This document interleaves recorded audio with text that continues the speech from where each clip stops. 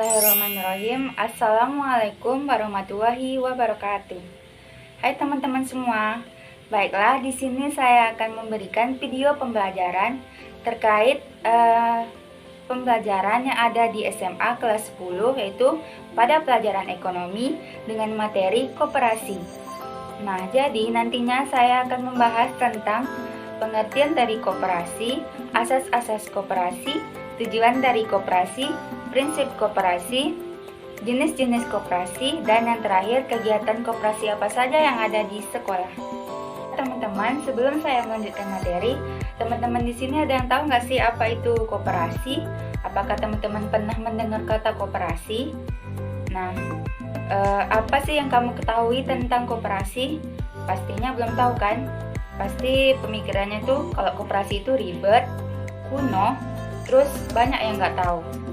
Jadi, itulah 3 alasan utama mengapa teman-teman semua atau masyarakat lebih memilih meminjam uang ke rentenir daripada koperasi. Tapi, apakah teman-teman semua tahu apa akibat dan efek samping dari bahayanya meminjam uang ke rentenir? Nah, jadi bahaya meminjam uang ke rentenir itu bunganya itu bisa berlipat, terus jatuh temponya tidak jelas, terus cara menagih yang tidak ramah, bahkan tempat usaha bisa direbut dengan paksa akibat dari peminjaman dari pihak rentenir. Dan dari koperasi. Jadi koperasi berasal dari bahasa Inggris yaitu CO dan operation. CO berarti bersama, sedangkan operation berarti usaha. Maka bila digabungkan antara CO dan operation merupakan suatu usaha bersama berdasarkan Undang-Undang Koperasi Nomor 17 Tahun 2012 Pasal 1 yang isinya koperasi adalah badan hukum yang didirikan oleh orang atau perseorangan atau badan hukum koperasi dengan pemisahan kekayaan para anggota sebagai modal untuk menjalankan usaha yang memenuhi aspirasi dan kebutuhan bersama di bidang ekonomi, sosial, dan budaya sesuai dengan prinsip nilai dan prinsip koperasi.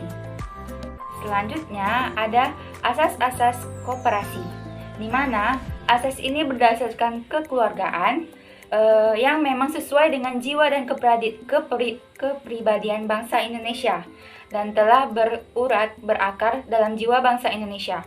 Koperasi yang berarti usaha bersama berdasarkan asas kekeluargaan biasanya disebut dengan istilah gotong royong yang mencerminkan semangat kebersamaan, di mana gotong royong dalam pengertian kerjasama pada koperasi mempunyai pengertian luas, yaitu gotong royong dalam ruang lingkup organisasi, bersifat terus-menerus dan dinamis dalam bidang atau hubungan ekonomi yang dilaksanakan dengan terencana dan berkesinambungan. Selanjutnya ada tujuan dari koperasi. Tujuan dari koperasi di sini adalah meningkatkan kesejahteraan anggota, terkhususnya di lingkungan masyarakat yang umumnya, serta ikut membangun tata perekonomian nasional dalam rangka mewujudkan masyarakat yang adil dan makmur. Prinsip koperasi. Yang pertama ada keanggotaan, di mana keanggotaan di sini bersifat sukarela dan terbuka. Yang kedua ada pengawasan, di mana anggota diselenggarakan secara demokratis. Yang ketiga ada anggota berpartisipasi aktif dalam kegiatan ekonomi koperasi. Yang keempat ada koperasi merupakan badan usaha swadaya yang otonom dan independen.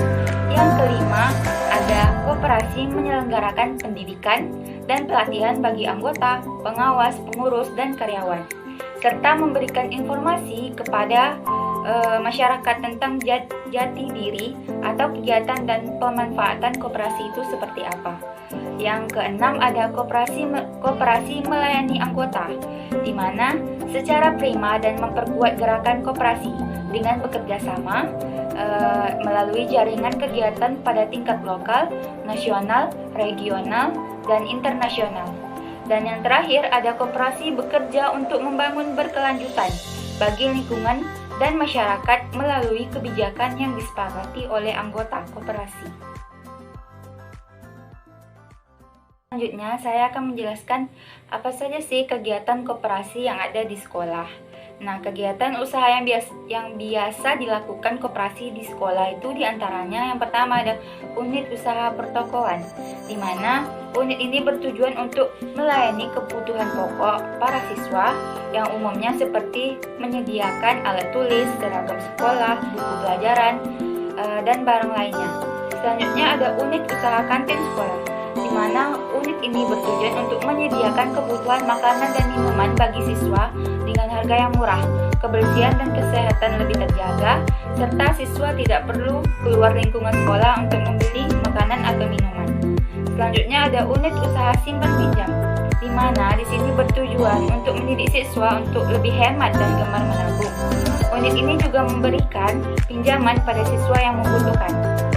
Selanjutnya ada unit usaha jasa lainnya. Unit di sini bertujuan untuk memberi layanan jasa kepada para siswa. Unit di sini disesuaikan dengan perkembangan dan kebutuhan ekonomi masyarakat.